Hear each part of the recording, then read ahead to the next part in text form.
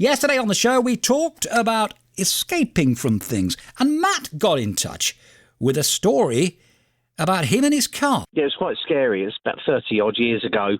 I used to work in a pub, and I was leaving quite late after the pub had closed, and I pulled out onto a road. It's very rainy and very dark, and when I looked in the rear-view mirror, there was a car sort of hurtling sideways towards me. So obviously accelerated very quickly, as quickly as I could. Yeah. And then this car that was obviously driving too fast started pursuing me, and pursued me for quite a while, actually.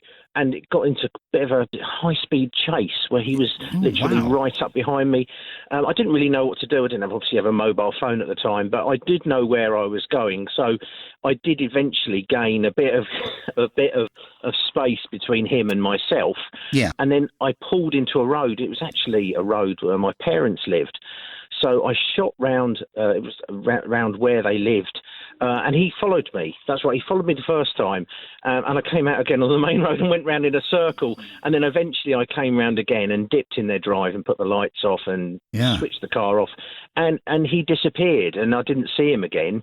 It was quite scary, though. I didn't really know what to do. In retrospect, I kind of felt if I'd have spoken to the police, I mean, I was 17 or 18 at the time, but if I'd have spoken to the police at the time, they might have sort of may have got in trouble for driving recklessly myself. But you were fearing for your safety. I mean, clearly I was fearing for my life. I went upstairs to see my parents, and they said, "You've missed it all." I said, "Really?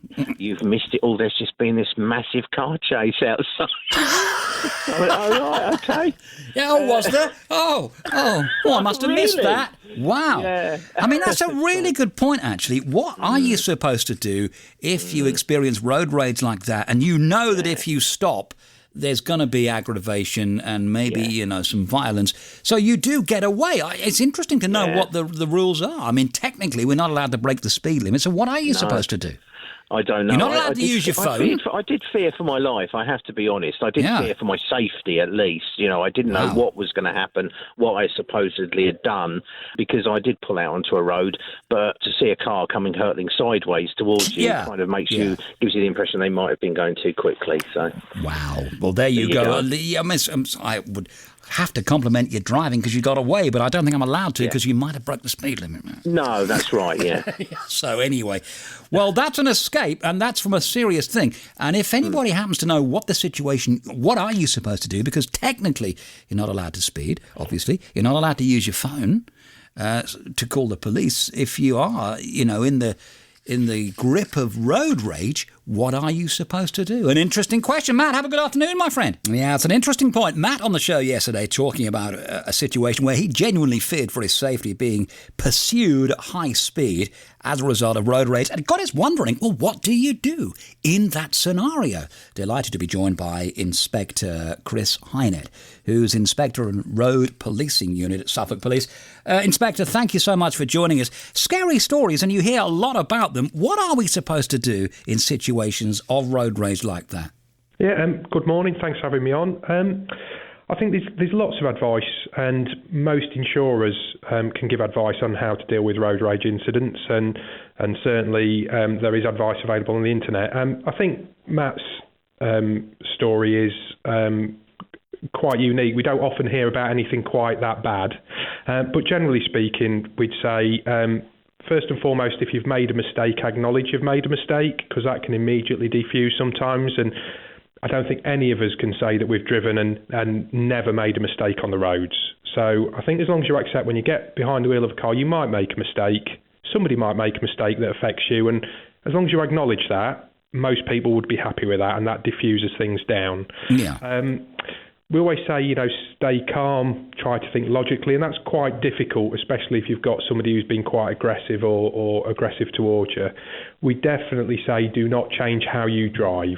So, if there is somebody following you, don't speed up, don't drive quickly, don't do anything different. Just continue on your journey, and hopefully that will bring sort of the tension down. But if you are being followed, we would always say, call the police or drive to a public space, to a police station, anything that would deter the person from having a confrontation with you. So a couple of questions arising from that, Chris. First of all, are we okay to use our phones to call the emergency services while driving? If you are calling for an emergency, yes. So there is an Right. exemption about using your mobile phone. Now, we don't like it because obviously if you're on your mobile phone, you've not got your full attention on the road. But if you're in such a situation where actually you've got someone who's following you, you've been involved in road rage and you are genuinely in fear, then calling 999 to say what's going on is, absolutely fine. And most mobile phones now, most cars have got Bluetooth in these days. Yeah. So, if you haven't linked your mobile phone to your Bluetooth, we always say do that. And then equally, most phones have got a function you can switch your speaker on so you can put your phone down but still talk. But ultimately, yes, if that's need be and you need to do that, then that's fine. It is, of course, human nature to want to get away as well, but I guess you would say that's even more dangerous if you start to, drive erratically to get away. Yeah. I mean, obviously, if you're speeding, you're trying to get away, you've got that flight sort of thought in your head to get away, and I completely understand that. This is the point where, for you, is the person who's following you isn't thinking logically. They're the one who's become upset. They're the one who's trying to get in conflict, trying to be angry with you. If you can just keep your driving as you would do, and just think calm and logically, what are they going to do? They're very, very, very unlikely. And in 22 years, I've never heard of anybody being rammed off the road. They want to follow you. So just keep the speed to how you are comfortable with how your driving is. And if you have the opportunity, and your previous caller did it, pull away, pull into a road, pull off that road, even if you just need to make a loop round and let them go past, let them get away from the conflict, because it's not you that's been angry, it's them. And if you can kind of get some space between them, that's the best thing to do. The way that driver behaved, is that in itself a criminal offence? Is that something that if we reported it to you, you would act on it immediately? Yeah, I mean, if we've got somebody who, you say, I've just been involved in an incident and this person is following me, they're right behind me, they're driving dangerously, then we'd want to know about that. There's offences of careless and dangerous driving, and there's also public order offences, and they're the things we kind of get called to sometimes when people are out of their cars having arguments following either an accident or following an incident, and they're offences under the Public Order Act. And if we need to deal with them, we will. Quite often, it's just through words of advice and we calm people down. But yeah. Is this another reason to maybe think about a dash cam? Absolutely. I think if you've got a dash cam, and there's lots of studies out there that will tell you that if you're being recorded, and that's why we say drive to a public place if you're in problems, somewhere there's cameras, somewhere where there's lots of people around, because people are less likely to want to become aggressive and angry with you if they know they're going to be seen. And that in itself can bring things down. And if you've got a dash cam, yes, absolutely. That dash cam might show that you were in the wrong. You've made a mistake, which is, the person's got angry with. But as I say, if you can't be calm behind the wheel of a car, if you can't just accept people will make mistakes, then you shouldn't be driving.